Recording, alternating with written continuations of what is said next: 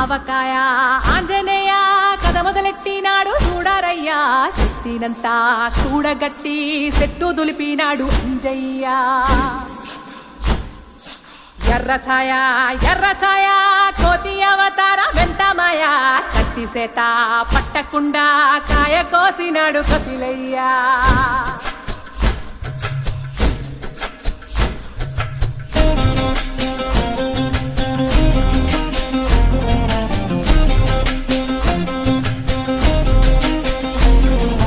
అంజనమ్మ ముందు పంజుల్ పుంజుల్ సీడి మామిడి ముక్కలు కుప్పల్ తెప్పల్ అంజనమ్మ ముందు పంజుల్ పుంజుల్ సీడి మామిడి ముక్కలు కుప్పల్ తెప్పల్ టెంకలోని జీడి వంకలెన్నున్నా పులిగోరు పళ్ళతో పరపర తీశాడు రో